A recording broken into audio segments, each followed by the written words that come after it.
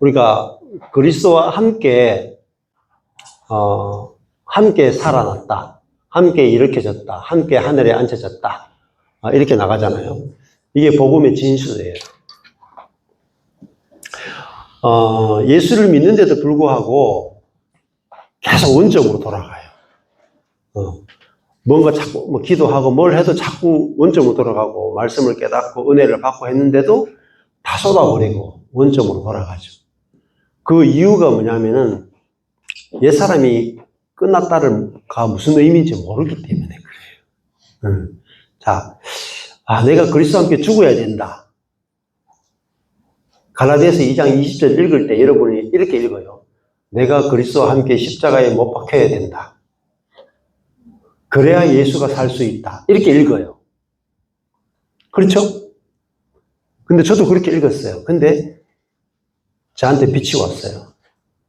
무슨 빛이 왔느냐면, 내가 그리스도와 함께 십자가에 못 박혔나니. 이거는 미래형이에요, 과거형이에요? 과거예요. 미래는 내가 나를 죽여야 돼. 그 말은 무슨 말이냐면, 나는 그리스도와 함께 십자가에 못 박히지 않았나니. 대부분은 갈라디아서 2장 20절 읽을 때 이렇게 해요. 나는 예수 그리스도와 함께 십자가에 못 박히지 않았나니. 그럼 어떻게 되느냐? 그 다음 절에 어떻게 돼요? 이제는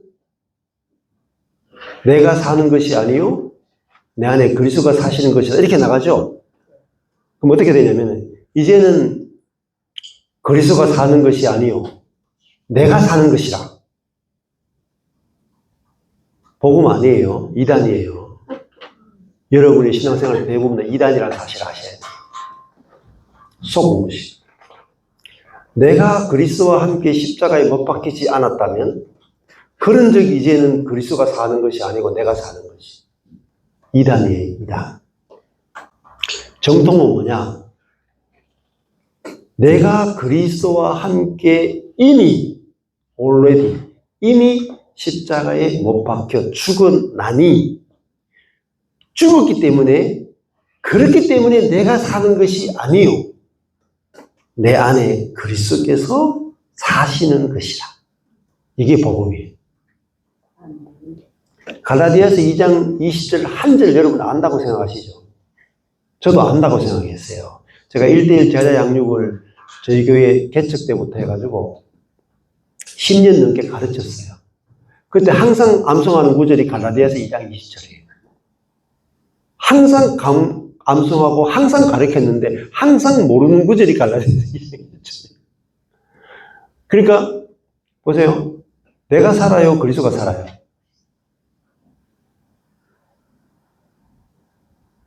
헷갈리시죠? 내가 살아요, 그리스도가 살아요? 말은 그렇게 하잖아요. 말만. 왜 말만 그렇게 하냐면, 내 안에 그리스도께서 사시는 것은요, 내가 살아내야 되는 게 아니에요. 이미 이루어진 사실이에요. 이게 비밀이라니까요. 하나님이 저에게 지혜와 계시 영을 딱 주셔가지고, 이 갈라디아서 2장 20절에 빛이 쫙. 너 이미 죽었어.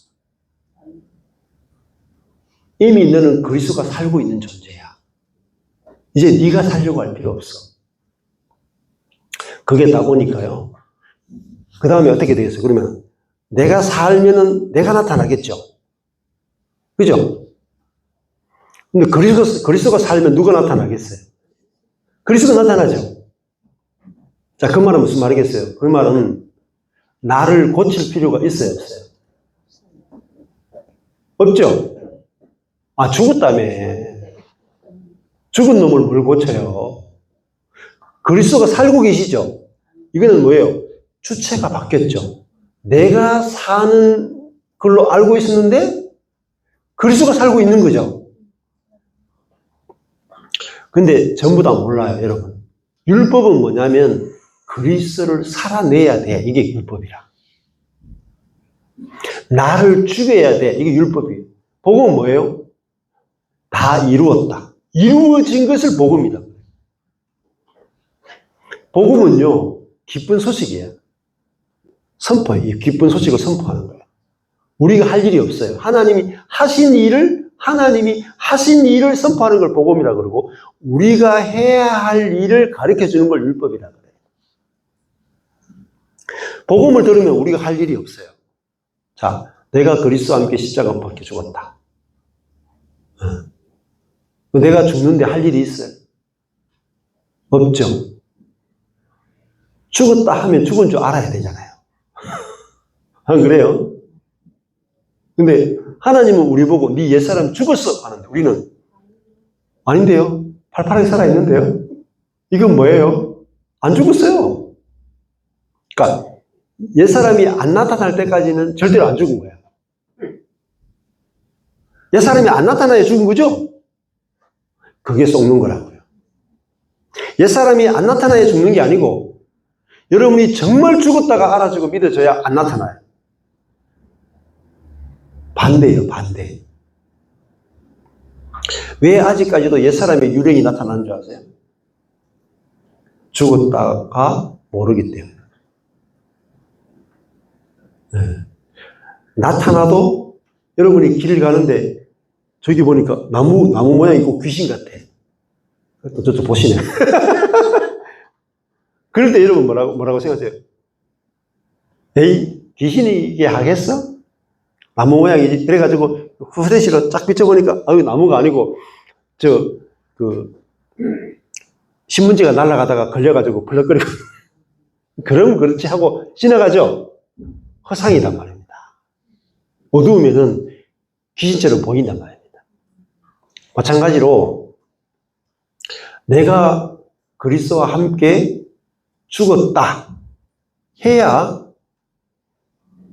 그런즉 이제는 그리스도께서 사시는 것이라가 부활이에요. 그리고 그때부터 여러분에게 있잖아요. 그리스도가 나타나기 시작해요. 그러면요, 그리스도가 사시면 이기게 되고 그리스도가 사시게 되는 그리스도의 모든 풍성과 능력과 지혜와 성품이 나타나기 시작해요. 이게 갈라디아서 2장 20절의 비밀이에요. 근데 요 말 한마디가 가장 어려운 말이고 요 한마디를 설명하는 책이 거의 어디에도 없어요. 왜? 제대로 체험하는 사람이 없기 때문에. 그래서 제대로 설명하는 책이 없어요. 그리고 여기에 대해서 간증해 놓은 책은 더더욱 없어요. 오리무중이에요, 오리무중. 그런데 이게 얼마나 심각한 거냐면 복음의 전부예요. 복음의 진수예요. 복음의 영광이에요. 복음의 면류관이라. 그런데 몰라. 저도 몰랐어요. 근데 빛이 와서 알게 된 거예요. 제가 얼마나 기쁜 줄 아세요? 내가 죽었대. 그 아내한테 여보 내가 죽었대. 네가 죽었대. 우리 성도 다 죽었대. 그 문제 있는 성도 있잖아요. 죄 가운데 있는 성도, 염려 가운데 있는 성도, 변화되지 않는 성도 싹 다 죽었대. 그리고 이미 그리스도가 살고 계시대요. 그거 가지고 제가 너무 기뻐가지고 목소리. 그러면 제가 돌아가면은 우리 교회 성도가 전부 다 한 사람 한 사람이 그리스도가 살고 있는 존재죠. 야, 세계복음만 끝났구나 하고 돌아왔다니까. 그래 와가지고 너무 기뻐가지고 제가 주일날 설교를 쫙 했다는 거 아닙니까? 근데 다 졸고 있더라고요. 무슨 말인지 하나도 못 알아들어요. 그거 알아듣는데 10년 걸려요, 10년. 요 말 한마디 알아듣는데 10년 걸린다니까. 왜요? 아무 데서도 이 말씀을 전하는 사람이 없어요. 왜? 깨닫는 자가 없어요. 아는 사람도 없고 믿는 사람도 없고 실제로 누린 사람도 없어요. 세계적인 신학자 아무것도 안 해요. 이거 경험 못해. 알 수가 없어요. 근데 이게 복음의 진수예요, 진수. 저도 제가 공부해서 한 게 아니에요. 그냥 계시가 온 거예요, 계시가. 네. 그러고 나니까 완전히 다르게 보이는 거예요, 모든 것이. 그러고 나서 어느 정도로 이게 강력하게 빛이 왔냐면, 기독교 2000년 역사 가운데 이 복음을 깨달은 사람이 있을까? 그 정도로 강력한 은혜가 오는 거예요. 그러니까 그건 내 혼자 받았으면 또 이단 아니에요. 맞죠? 그죠? 너무 좋은 거지만 내 혼자 받아 이단이잖아. 그래가지고 도대체 교회사 가운데 이런 사람이 있는가 찾아본 거예요. 찾아보니까 잡는 교형도 그렇더라고요. 워치만 니도 그렇더라고요. 그리고 또 찾아보니까 십자가의 성요한도 그렇고 마이클 몰리노스도 그렇고 이런 체험들을 한 사람들이 막 있는 거예요. 허드슨 테일러도 그렇고. 그리고 지난번에 미국에 가니까 이 빛을 본 사람들이 교회사 가운데 한 10명이 있는 거예요. 이 사람들이 다 뭘 받느냐면 갈라디아서 2장 20절에 빛을 본 사람들. 그 말은 무슨 말이에요? 교회사 가운데 10명밖에 안 된다는 거예요. 교회사 가운데 10명밖에 안 돼. 얼마나 희귀해요.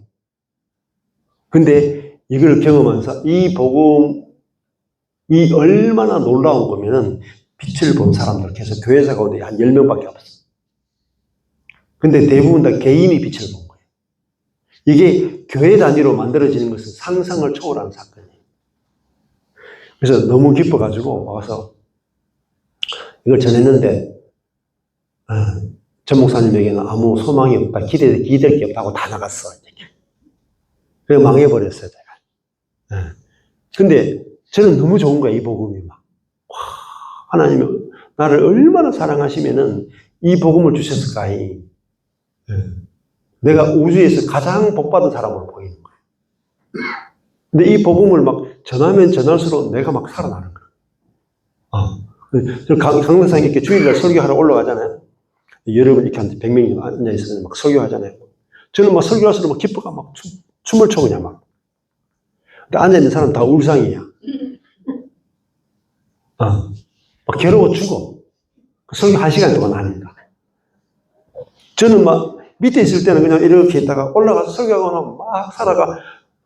너무 은혜 받아가 나와가지고 너무 좋아. 여보 어땠어? 갈게는. 뭐 전부 다 떨떠머리 하니 아내가 조금 알아들을까 말까 하고 이렇게. 그게 한 10년 한 것입니다. 근데요, 내 속에서 이게 상황과 상관없어. 내 속에서 기쁘니까. 아무도 못 말려. 아무도 못 말려. 내 속에서 일어나는 기쁨은 아무도 알 수도 없고 아무도 막을 수가 없어요. 다른 것과 바꿀 수도 없어. 영원한 거예요. 왜? 그리스도가 내 안에 사시니까. 아무도 막을 수가 없어요. 그게 이 내 안에 사시는 그리스도의 비밀이지. 그러니까 여러분이 그 책을 한글로 또 GPT가 번역했더라고요. 근데 제가 읽을 시간이 없네. 하여튼 제가 받아놓겠는데 뭐 받아놓은 것 같아요. 어딘지도 모르겠어. 지난번 미국 집회 갔다 왔는데. 그러면은 이게 내가 그리스도와 함께 십자가에 이미 죽었다가 돼야 이미 그리스도께서 내 안에 사시는 것이라가 알아지고 믿어지고 경험돼요. 그러면 내게서 그리스도가 나가죠. 그러면 세상을 이겨요. 죄를 이겨요. 환경을 이겨요. 나 자신을 이겨요. 그러면 자녀들이, 저는 제자훈련만 12년을 전문적으로 한 사람이에요. 불신자를 전도해가지고 10년 동안 제자훈련을 한 사람.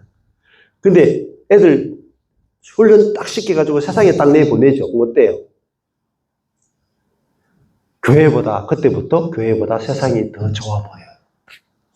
맞죠? 교회에서 주는 영광보다 세상에서 주는 영광이 훨씬 크죠. 왜? 교회는 11조 내라 그러고 세상은 그보다 9배나 되는 돈을 더 줘. 어느 게 더 좋겠냐고요. 돈을 받아가는 교회보다 돈 주는 직장이 더 좋잖아요. 솔직하게. 그러니까 애들을 다 잃어버려요.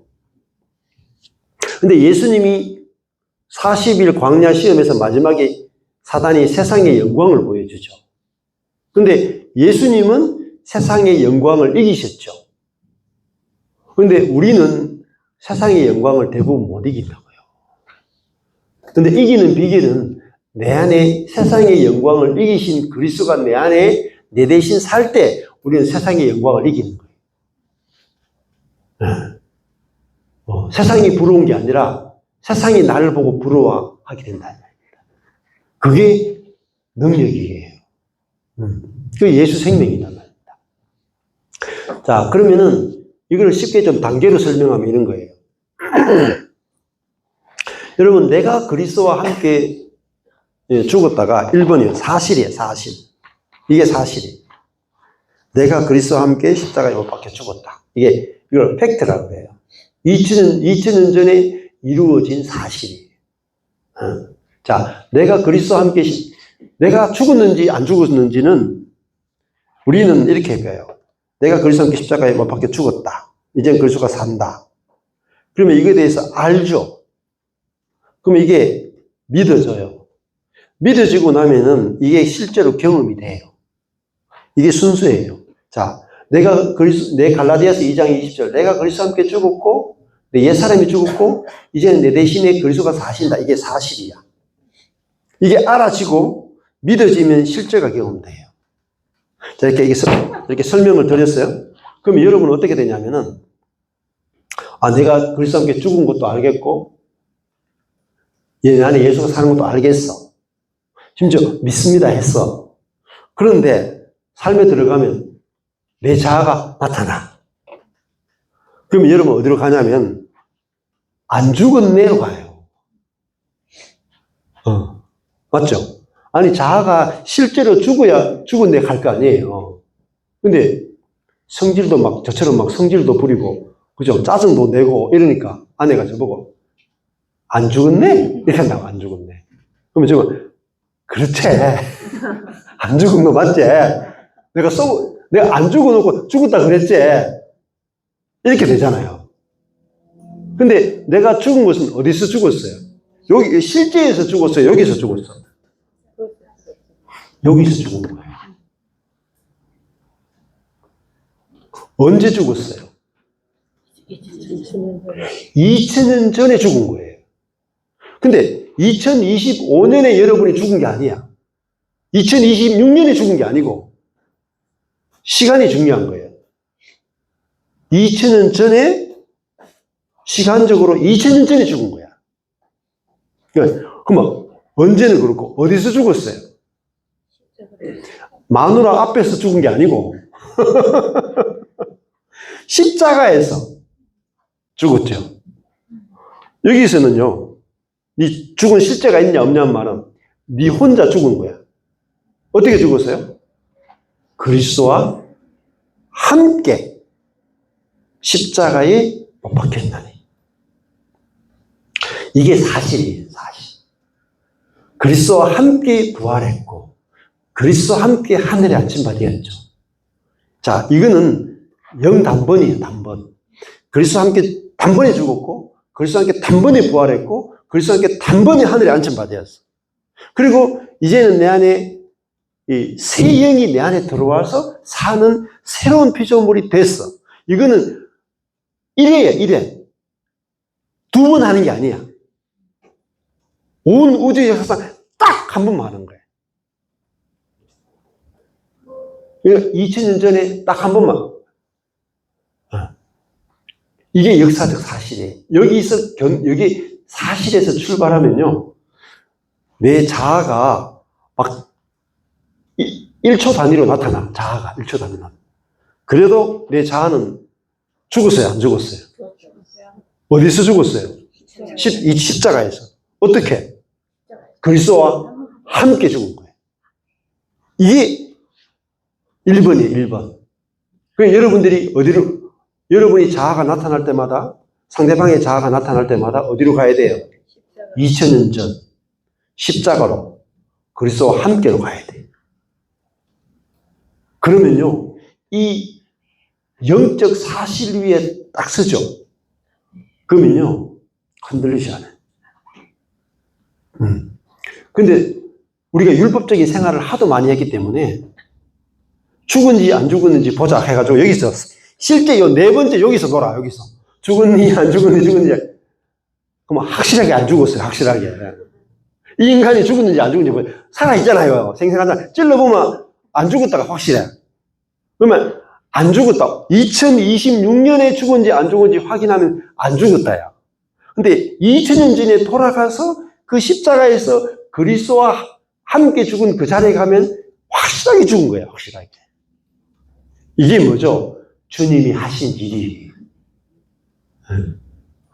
그러니까 이걸 다른 말로 예를 들면 이런 거예요. 예수님이 임산부야. 임산부인데 저를 잉태했어.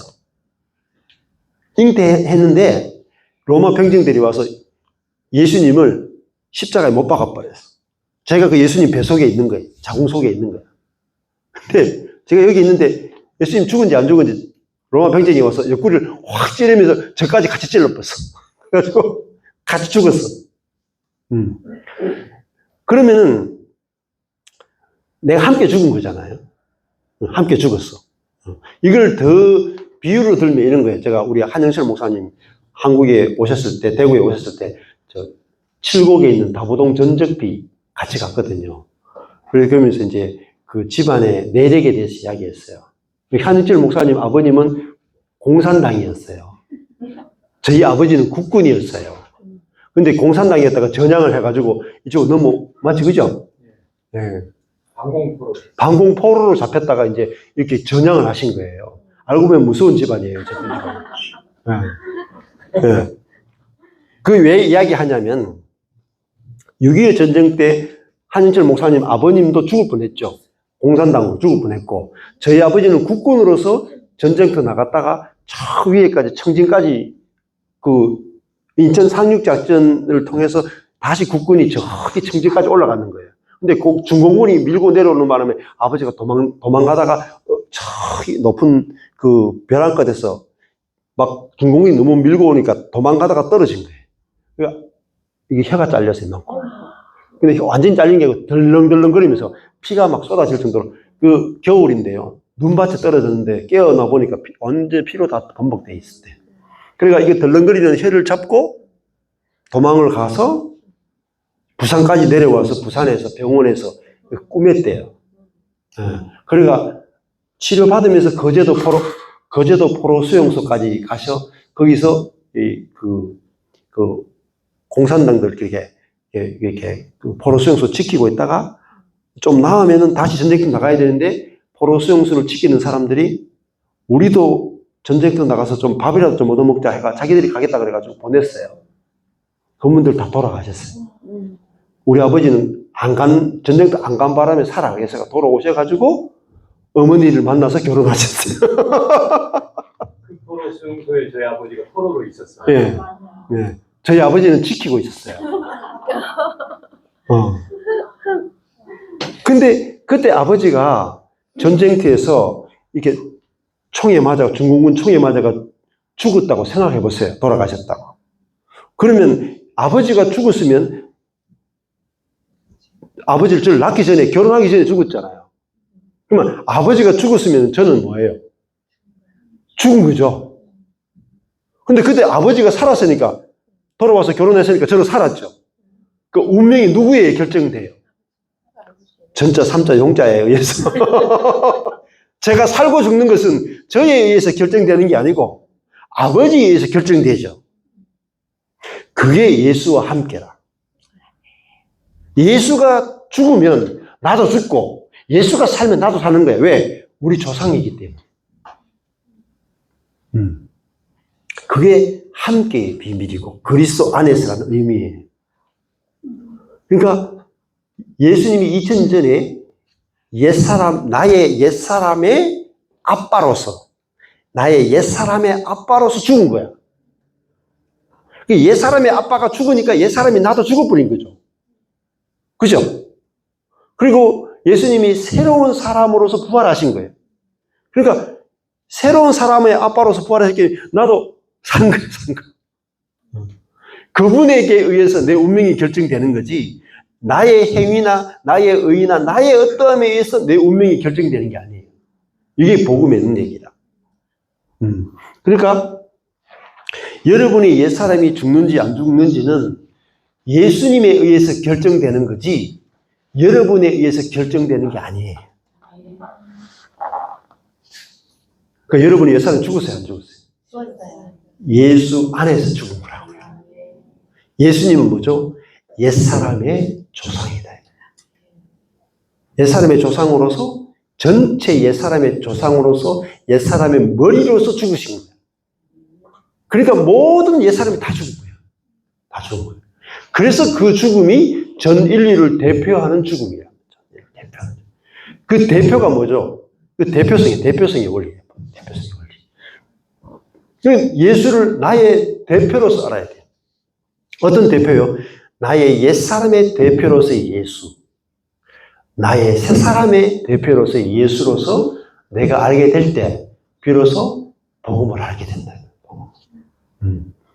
그래서 이 복음의 베이스를 알게 되면 사람을 보는 관점이 달라지는 거죠. 자, 그러면요. 내게서 옛사람이 나타났어요. 그러면 죽었죠? 그러면 나타났을 때 회개하는 게 아니고 감사가 나와야 돼요. 하나님 내 옛사람을 죽여주셔서 이미 죽이신 것에 인해서 감사합니다. 이제 알면은 감사가 나와요. 옛사람이 죽은 것을 모르면 회개가 나오겠죠. 옛사람을 고쳐야 된다고 생각하는 거예요. 고쳐야 된다고 생각해요. 옛사람은 고치는 게 아니고 죽이는 거예요. 이미 죽었다. 그러면 상대방에게서도 옛사람이 나타나면 어떻게 돼야 돼요? 상대방에게서 옛사람이 나타날 때 이미 죽었음을 인해서 감사합니다. 나의 옛사람도 죽었고 저 사람의 옛사람도 죽었습니다. 그러면은 옛사람을 상대하시면 아니 돼요. 그죠? 무덤에서 제발 좀 파내지 마세요. 20년에 죽었는데 무덤 다시 파내가지고 어떻게 하려고요? 네. 진짜 중요한 거라니까. 그래서 저희 교회 성도 한 분이 그랬잖아요. 아내하고 첫째 시간 저기 아내하고 싸웠어. 싸웠는데 전에 같으면 싸우고 나면 니하고 내하고 싸웠잖아요. 그게 해결이 안 돼. 근데 이제는 복음을 딱 알고 나니까 내 옛사람하고 네 옛사람하고 싸웠네. 이게 구분이 되는 거예요. 내 옛사람이 나와서 싸웠고 네 옛사람이 나와서 싸웠네. 근데 둘 다 그리스도와 함께 장사 지냈죠. 여러분 이미 장례 지낸 사람이라는 거 아셔야 돼요. 그리스도와 함께 죽었고 그리스도와 함께 장사 지냈죠. 옛사람을 장사 지냈다니까요. 그래서 그 부부가 싸우고 나서 뭐라 하냐면 이 죽은 옛사람끼리 싸웠네? 죽은 것들을 그냥 두고 우리는 새 사람으로 살자. 금방 부부싸움 끝나버렸어. 쉽죠? 엄청 쉬운 거라니까. 복음을 알게 되면은 엄청 쉬워요. 옛날 전에 여러분은 복음을 모르면 어떻게 싸워요? 저 인간 성질머리 더럽네. 저 인간 언제 고쳐지나 하고 그 옛사람을 고쳐야 되는 거죠. 안 고쳐져요. 옛사람은. 안 고쳐지기 때문에 죽은 거야. 죽은 거. 그러고 나니까 너무나 쉬운 거야. 문제 있는 옛사람이 나타날 때마다 2000년에 죽었구나 하면 옛사람은 상대하지 마세요. 책 페이지를 넘기듯이 넘겨버리면 돼. 패스오버 6월절처럼 넘겨버리면 돼. 주님이 하신 일을 알고 믿으면 그것이 그대로 우리에게 경험되는 거잖아요. 그러면은 상담도 마찬가지예요. 복음으로 상담하는 거예요. 사람들이 오면은 이것을 하세요, 저것을 하세요가 아니라 속고 있는 부분이 무엇인지 알려주는 거라고. 그래서 저한테도 이제 그 어떤 분이 상담을 하는 분, 오는 분들이 꽤 많았는데 제가 바쁘니까 아예 상담 전화 줘서도 못해. 저한테 못하면 아내한테 전화한다고요. 아내가 일주일 내내 전화 받아요. 여기 해외에 나와 있으니까 전화 안 받죠. 국내에 가보면요. 제가 보기 보니까 아침부터 저녁까지 전화. 별로 아는 것도 없는데 전화가 와가지고. 도움도 안 되면서 계속 전화를 열심히 이렇게 하시고 말이야. 그렇게 하시고. 처음에는 저한테만 전화하다가 제가 바쁘니까 이제 아내한테 전화해가지고 막 이야기하고 아내가 해결이 안 되겠다 싶으면 저한테 넘겨. 그러면 아주 급한 경우만 제가 이렇게 상담을 같이 하고 이렇게 하거든요. 근데 진짜 어려운 문제가 계신 분들이 있어요. 진짜 상상할 수 없을 정도로 막 가족이 죽는다거나 뭐 재정적으로 엄청나게 힘들거나 뭐 진짜 힘든 분들이 저한테 전화가 와요. 그래서 육적인 문제가 많이 있어도 제가 그거거든요. 먼저 육적인 문제가 중요한 게 아니고 그 육적인 문제를 풀려고 하지 말고 영적으로 먼저 접근해가지고 하나님과 관계가 먼저 딱 영적으로 세워지면 나머지 문제는 다 풀립니다. 이렇게 이야기해요. 그래서 이번에도 이제 그런 케이스가 있었는데 진짜 사방이 다 막혔어요. 뭐 누구도 못 풀어요. 근데 그분한테 제가 아내가 좀 상담을 해달라 그래가지고 한 30분 정도 상담을 했거든요. 상담하면서 일반적으로 복음을 모르면요 대답을 못 해줘요. 그리고 그 문제가 해결이 안 돼. 근데 복음을 알면요 정확한 대답을 이야기해줘요. 그러면요 금방 해결돼요. 그분이 금방 해결돼 버렸어요. 얼굴이 환하게. 네. 그 문제가 사라져 버렸어요. 그래가지고 막 해방돼가지고 막 목사님 해결됐습니다 하고 막. 근데 상황은 바뀐 게 하나도 없어. 뭐가 바뀌었냐면 마음이 바뀐 거예요. 보는 눈이 바뀐 거예요. 그러고 나니까 상황이 똑같은데도 아무 문제가 없는 거예요. 아유, 내가 왜 이 문제를 이렇게 힘들어했죠? 내가 이걸 왜 힘들다고 했을까요? 내가 이 문제를 왜 이렇게 풀려고 했을까요? 보는 눈이 달라진 거예요. 눈이 달라지는 거죠. 자, 그러니까 옛사람이라고 하는 게 뭐냐면 옛사람은 문제 아래에 있는 사람이에요. 문제 아래에 있는 사람. 그리고 내가 주인 된 사람이라. 그러니까 옛사람은요 끊임없이 문제를 만들어내는 사람이에요. 그러니까 옛사람이 그 직함이 있는데요. 문제 공장 공장장 사장 공장장이에요. 문제 공장 공장장. 그게 옛사람이라. 모든 게 다 문제가 돼요. 좀 까칠한 인간 만나도 문제가 되고요. 돈이 좀 없어가 문제도 되고요. 하여튼 온갖 사방이 다 문제라. 조금만 일만 생겨도 힘들다 그러고 어렵다 그러고 그게 옛사람이에요. 근데 그 옛사람은 자기가 주체가 된 사람이에요. 자기가 주체가 돼. 그리고 자기가 판단하는 사람이에요. 그게 옛사람이에요. 여러분이 옛사람의 정체에 대해서 알아야 그런 문제가 생길 때 이게 옛사람이구나 이렇게 알게 된다고요. 자, 그러면은 예를 들면은 자녀가 신앙생활 열심히 안 해. 문제죠. 문제예요? 문제일까요? 아닐까요?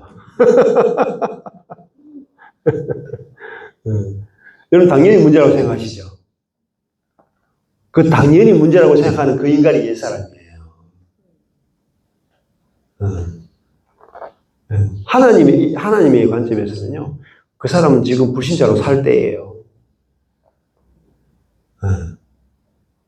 아브라함이 74세까지 하나님 모르고 살았어요. 문제 있어요? 문제 없죠? 아브라함은 75세가 돼야 하나님이 찾아와서 만나야 되는 사람이에요.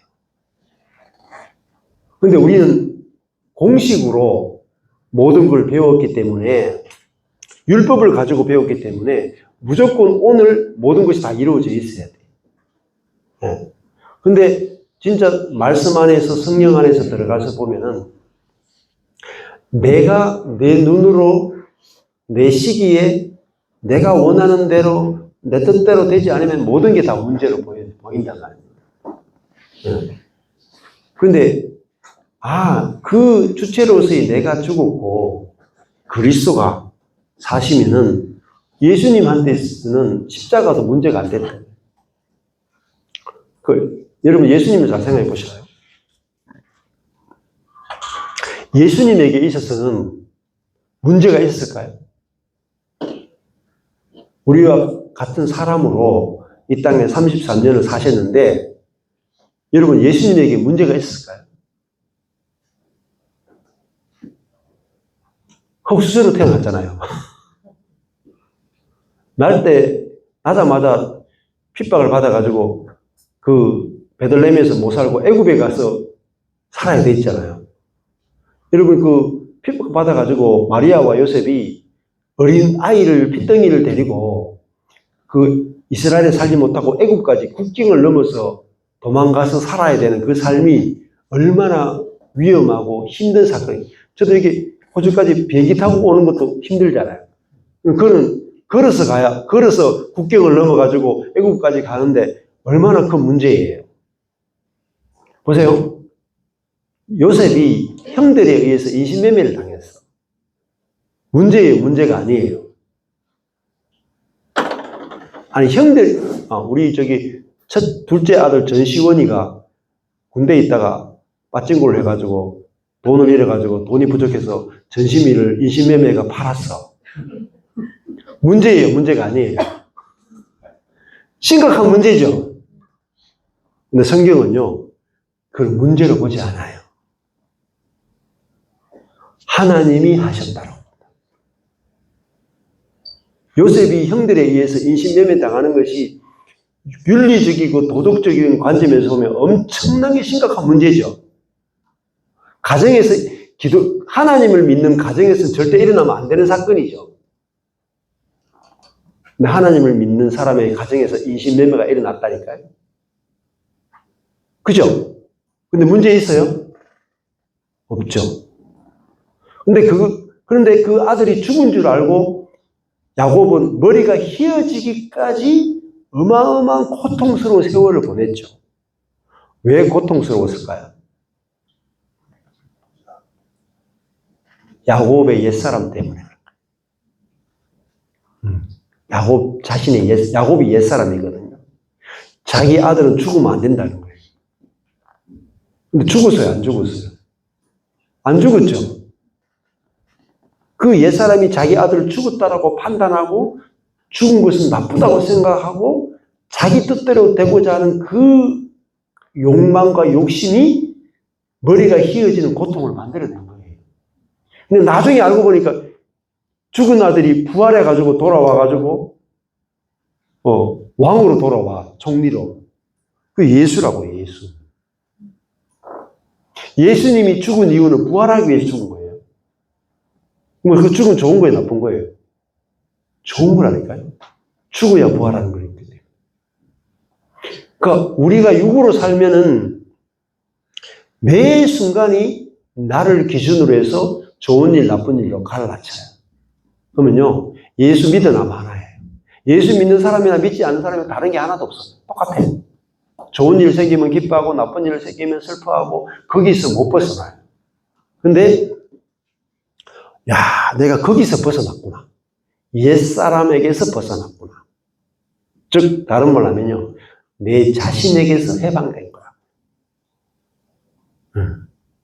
여러분, 죄에서 해방되고 사단에게서 해방된다는 건 무슨 말이냐면은 내 자신에게서 해방된 거야. 나의 판단, 나의 욕심, 나의 뜻, 나의 지혜, 나의 방법에서 해방된 거라고. 그래서 여러분이 창세기를 자세히 읽어보세요. 요셉이 인신매매되는 것은 굉장히 좋은 일이에요. 굉장히 좋은 일이에요. 형들에 의해서 인신매매된 건 굉장히 좋은 일이에요. 야곱이 자기가 가장 사랑한 요셉을 잃어버린 일은 굉장히 좋은 일이에요. 왜? 그때 잃어버리지 않았으면 나중에 기근 때 싹 다 죽어. 한 명 죽는 게 아니고 싹 다 죽어. 근데 우리는요, 지혜가 부족하기 때문에 미래를 알지 못해. 하나님이 하시는 일을 알지 못해. 그래서 우리는 우리의 짧은 지혜를 가지고 계속 좋은 일, 나쁜 일, 좋은 일, 나쁜 일 하다가 다 끝나는 거예요. 그게 광야 40년 세번이에요. 근데 지혜와 계시의 영이 우리에게 오면 말씀을 통해서 하나님이 하시는 일을 알게 될 때 우리는 보는 관점이 달라지는 거예요. 내게 일어난 일에 대해서 하나님의 관점으로 보는 눈이 생긴단 말이에요. 네. 그래서 저는 야곱의 생애를 읽으면서 엄청난 은혜를 많이 받았어요. 하나님을 믿는 가정에 이런 일도 일어날 수 있구나. 딸 디나가 강간을 당해. 야곱의 딸이. 그리고 아들들이 서로 막 인신매매 해버려요. 그리고 4명의 마누라들이 막 서로 막 죽일 듯이 서로 시기 질투하는데 집안을 보면 완전 지옥이야, 지옥. 그런데 하나님은 끝내 이기신다. 그 모든 저주들을 다 뒤집어가지고 다 복이 되게 하신 거예요. 12아들 전부를 12지파를 만나신 거예요. 유다도 개판이에요. 유다 아들들 그냥 하나님이 첫째, 둘째를 하나님이 직접 죽일 정도로 개판이야. 그런데 하나님이 그 유다를 12지파 가운데 우두머리 지파가 되게 하셨어요. 그게 하나님이 하시는 일이에요. 그래서 여러분이 말씀에 이게 깊이 들어가야 하나님을 이해하게 되고 하나님이 하시는 일을 알게 되고 하나님이 하시는 일을 알게 될 때 우리에게 일어나는 일에 대해서 일희일비하지 않게 되는 거예요. 그래서 하나님이 이 일을 어떻게 바꾸시는가 보자. 하나님이 이 일을 사용해서 그러니까 하나님의 주 재료는요 저주야. 십자가라는 저주를 통해 가지고요 죽음이라는 것을 재료로 해 가지고요 축복을 만들어내고 부활을 만들어낸다니까요. 제 인생의 가장 큰 축복은요 망했다는 거예요. 목회가 망한 거예요. 그 망했기 때문에 옛 목회가 끝난 거. 율법에서 해방된 것이고 내 자신으로부터 해방된 거. 욕심으로부터 해방된 거고. 그것이 이게 복음의 능력이다. 그래서 에베소에서 말하는 그 복음의 핵심이 함께 살리셨고 함께 일으키셨고 함께 하늘에 앉았다. 이것이 여기서 구원이죠. 개인의 구원. 여러분 우리는 보통 죄사함의 구원을 외치죠. 근데 여기 보세요. 여기가 아까 전에 교회죠. 여기 빨간색 A가 교회에 대한 이야기였죠. 그 다음에 교회 다음에 빨간색 B가 개인이죠. 개인. 여기까지가. 개인에게 임한 하나님의 은혜를 이야기하고 있죠. 근데 이 개인이 어떤 변화가 일어났어요? 우리가 이런 죄를 지었다로 출발하는 게 아니고 죄로 죽었고 공중의 권세 잡은 자를 따랐고 불순종의 아들들 가운데 역사하는 영 아래에서 육체의 욕심을 따라 육체의 마음에 원하는 것을 해서 본질상 진노의 자녀였다 하는 건 뭐예요? 우리가 엄청난 어둠의 능력 아래에 있는 존재였다 이 말입니다. 그러니까 구원은 뭐냐면 이 권세, 이 역사, 이 욕심, 이 마음으로부터 이 본성상 진노의 자녀에서 해방되는 게 구원이에요. 맞죠? 죄사함의 복음을 훨씬 뛰어넘죠? 사단에게서 해방되는 게 구원이라고요. 그건 뭐죠? 구원은요, 실제적인 권세에서 해방되는 문제다. 그러면 여러분이 사단의 권세, 죄의 지배에서 해방되면 하나님의 권세 아래 들어가게 되고 하나님의 통치 아래 들어가게 되면 하나님의 통치가 우리에게 나타나면 삶에 어마어마한 변화가 일어난다는 거예요. 근데 죄 사함은요, 죄만 사했지 삶의 변화는 일도 없어요. 여러분, 저와 여러분이 왜 지금까지 예수를 믿었는데 삶의 변화가 그렇게 시작이 나타났느냐? 죄 사함만 받은 거예요. 어둠의 권세에서 해방되지 못한 거예요. 여기서 말하는 구원은 이 허물과 죄 가운데서 행하고 이 세상의 풍속을 쫓고 공중의 권세 잡은 자를 따랐다.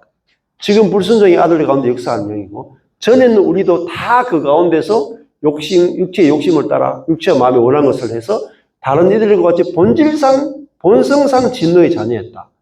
여기서 구원받는 거라니까요. 맞죠? 단순히 죄 용서받는 구원을 훨씬 넘어서는 거라고.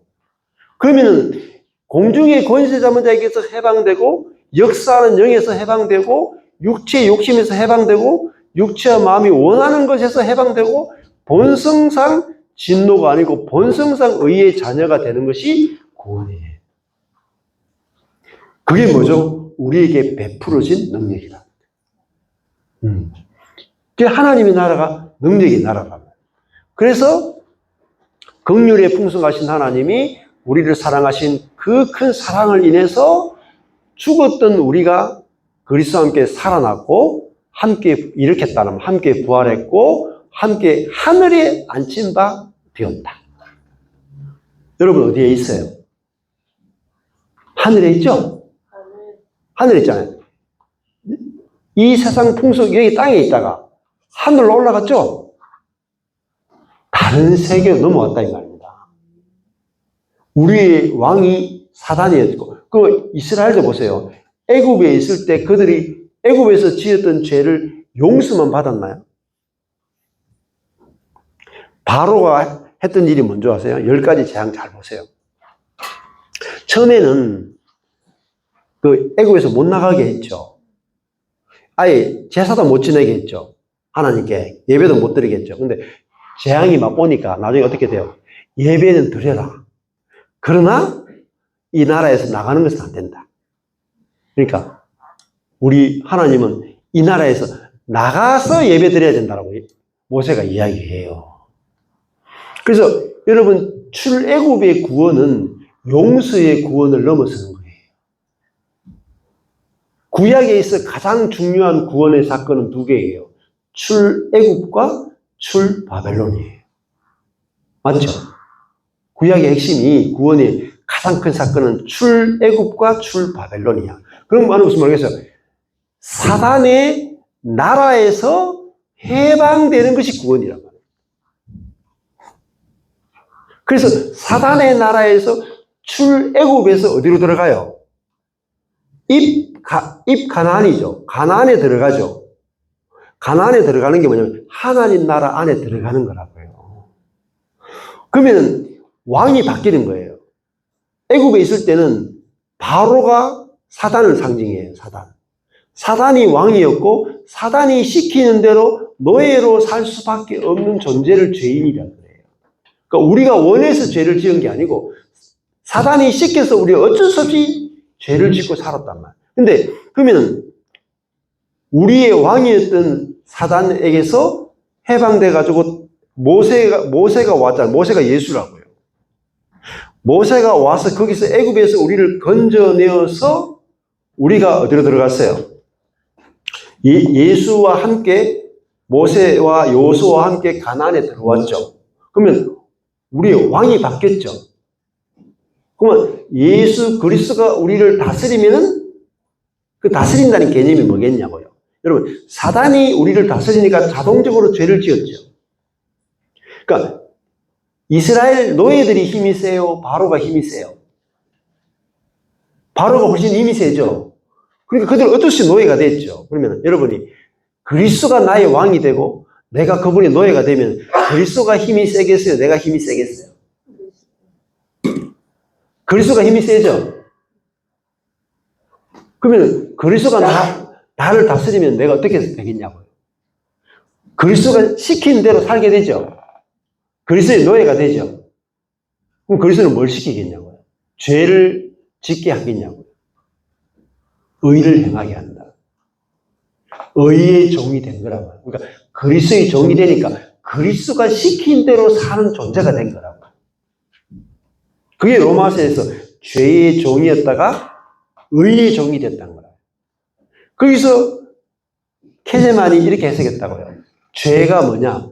죄의 능력의 종이란 말입니다. 의는 뭐냐? 의의 능력의 종이 된 거예요.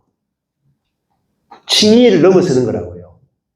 죄도 능력이고 의도 능력이에요. 그 뭐죠? 통치란 말이에요. 통치. 죄의 통치를 받는 자가 의의 통치를 받게 되었고 사단의 통치를 받는 자가 그리스도의 통치를 받는 존재가 된 거란 말이에요. 그러니까 우리는 내 안에 이제 그리스도가 사시죠. 의이신 그리스도가 사니까 나는 의를 안 행하고 싶은데 어쩔 수 없이 의를 행하게 되는 거예요. 여러분 주제 파악이 잘 되셔야 돼요. 주제 파악이. 여러분이 아직까지 죄의 종인 줄 아세요? 죄의 종이 옛사람이에요. 옛사람이 죽었다고. 죄의 종이었던 옛사람이 죽었고 사단의 종이었던 옛사람이 죽은 거라고요. 그리고 이제는 나를 누가 지배해요? 그리스도가 나를 지배한다. 성령이 나를 지배하는 존재가 된다. 이게 새로운 비전이에요. 그러니까 왕이 시킨 대로 사는 것이 노예의 운명이에요.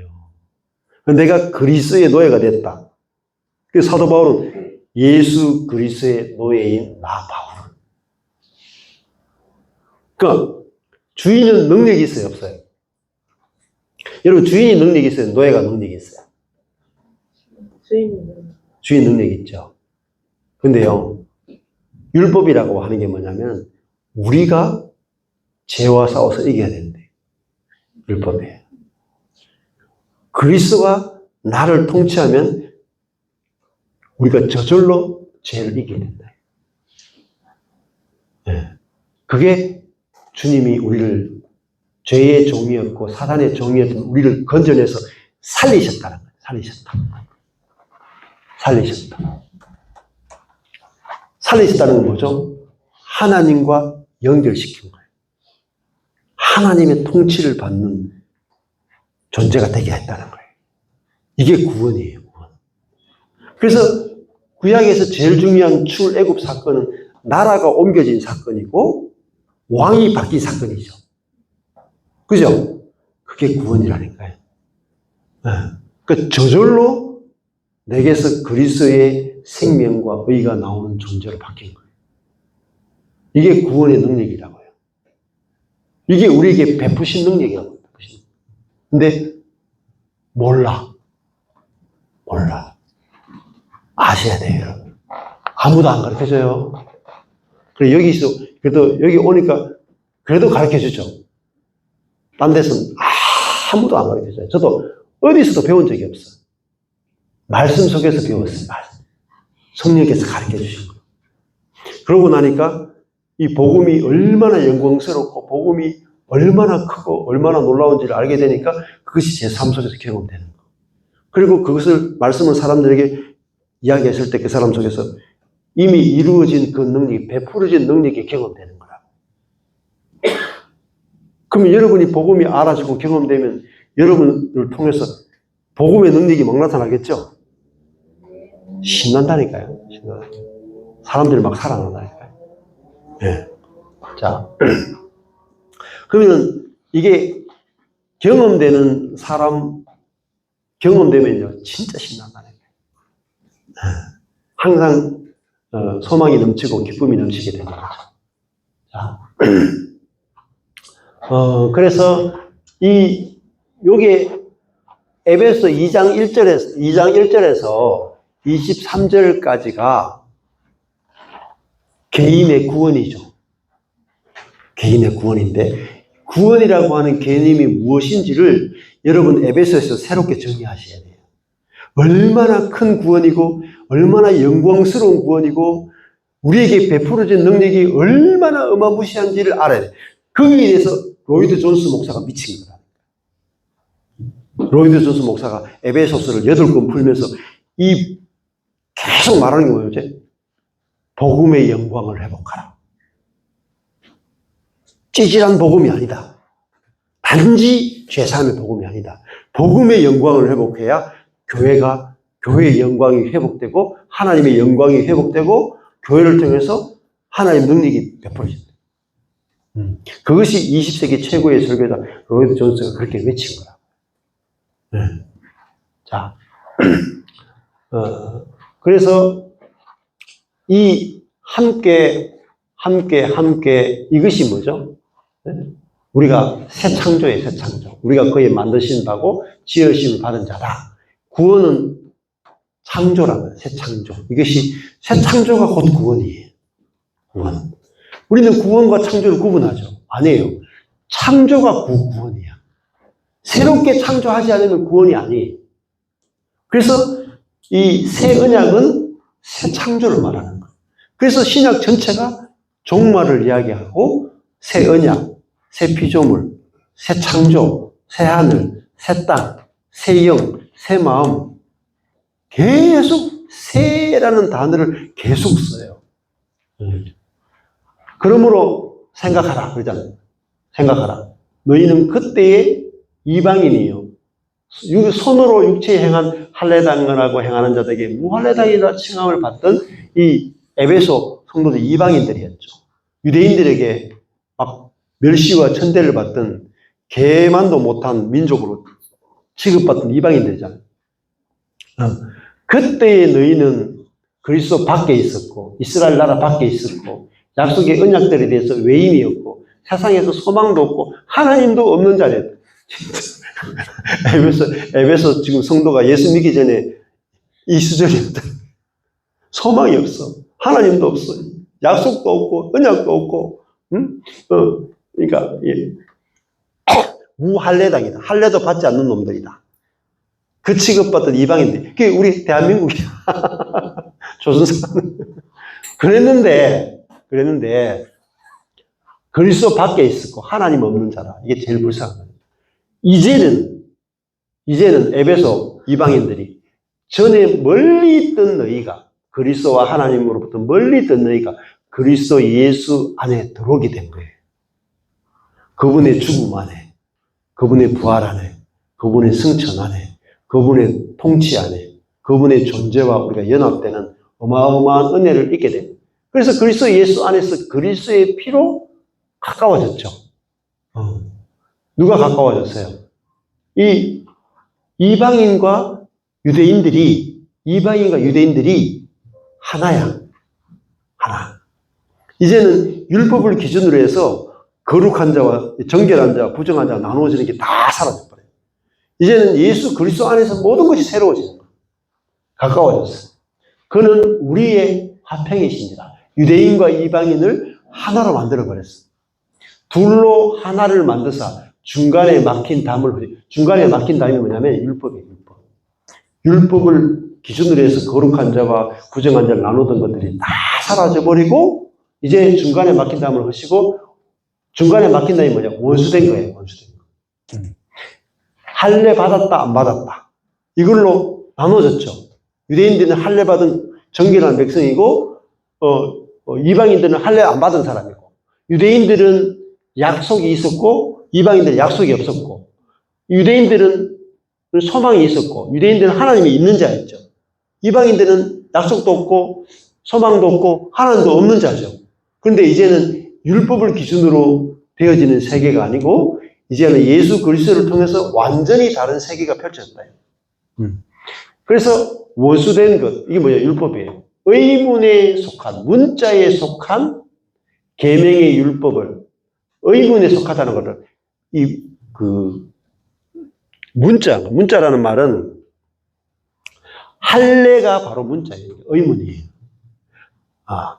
왜 그러냐면은 유대인들은 난지 8일 만에 아기 꼬추에다가 이렇게 껍질을 딱 이렇게 할례하잖아요.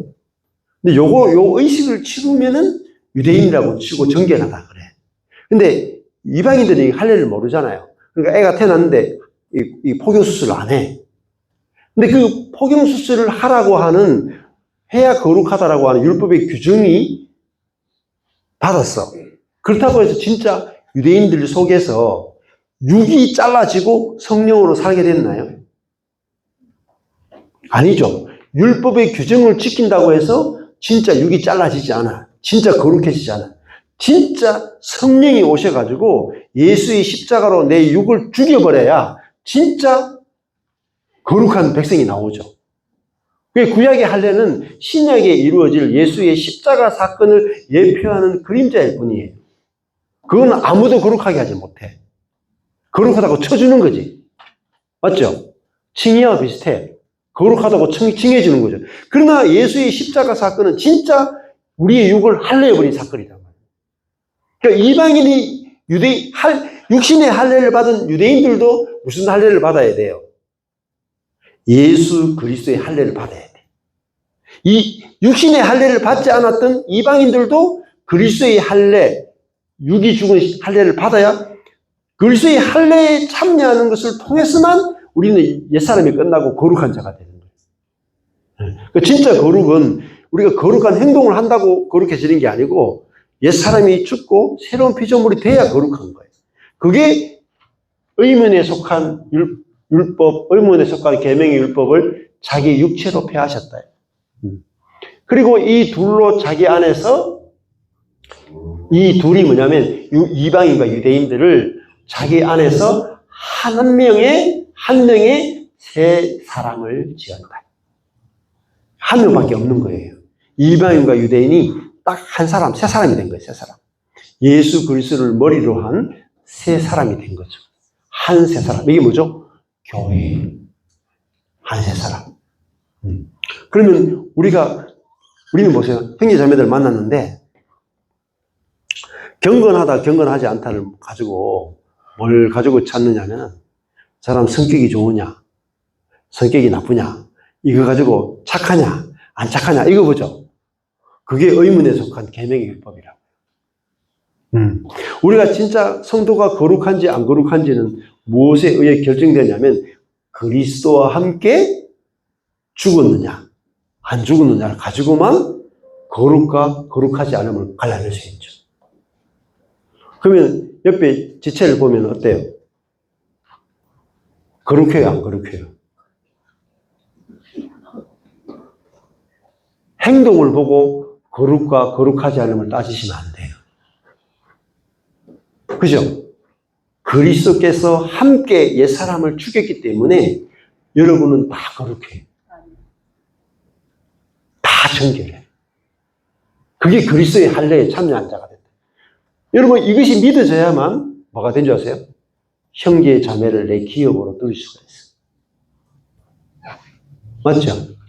완전히 다른 우리 율법의 시대에서 복음의 시대로 넘어와 있다. 그래야 화평이 되는 거예요. 화평. 그래서 십자가로 맞죠? 할례가 아니라 율법의 규정이 아니라 십자가로 이 둘을 한 몸이 되게 하고 하나님과 화목하게 하신 거예요. 원수된 것, 계명의 율법을 십자가로 소멸하시고 또 오셔서 먼데 있는 너희에게, 이방인인 너희에게 평안을 전하고 가까운 데 있는 유대인들에게 둘 다 평안을 전해서 이는 그리스도로 말미암아 이방인과 유대인들이 한 성령 안에서 아버지께 나아감을 얻게 하려 하십니다. 이렇게 이야기하고 그러므로 이제부터 너희가는 이방인 에베소 성도들이죠.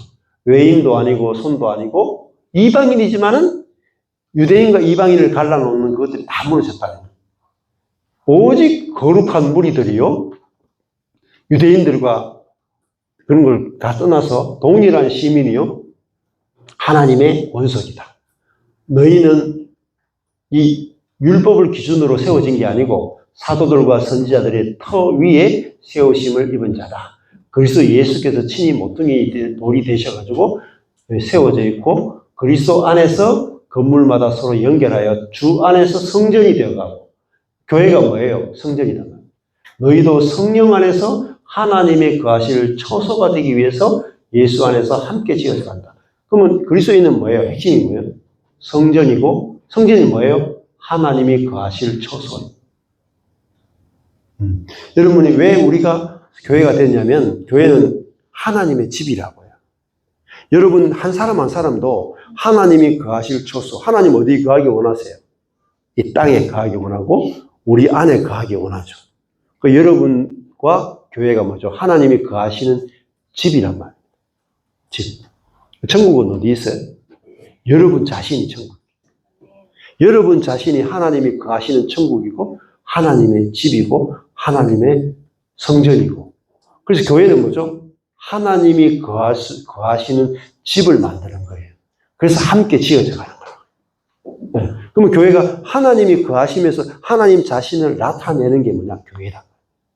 그랬을 때 교회를 통해서 교회가 그리스도의 몸으로서 하나님을 보여주면 세상이 교회의 발 앞에 굴복한다. 그게 전도고 선교예요. 그래서 교회가 어마무시하게 중요한 거예요. 여러분의 인생이 하나님의 처소인 교회, 형제 자매와 내가 연결되어서 하나님을 보여주는 처소로서의 교회, 성전으로서의 교회로 내가 건축되어져 가지 않으면 저와 여러분이 인생을 마무리할 때 후회해요. 후회한다. 왜? 하나님의 목적을 이루지 못했기 때문에. 만족까지 못 가요. 충만까지 못 가요.